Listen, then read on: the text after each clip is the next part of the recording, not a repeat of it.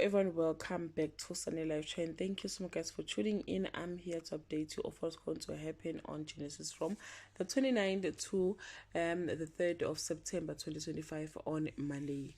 Always to choose this who her heart belongs to. A gospel star makes her return to first home and is unannounced as the new gem. Fistos admit he's falling in love on Tuesday. Genesis is back in the dark box. Warning bells sound in Oweto's ears. Redemption knocks on Ishmael's door on Wednesday. A revelation shakes a father to his core.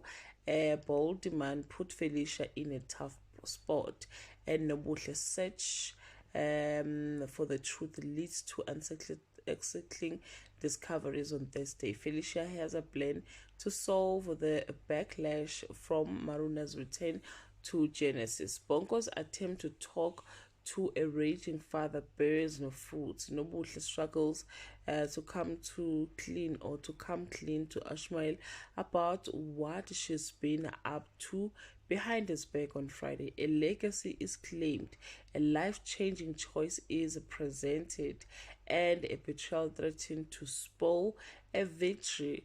Well guys, this is all I have for today. You can leave your comment below and share your opinion. Bye.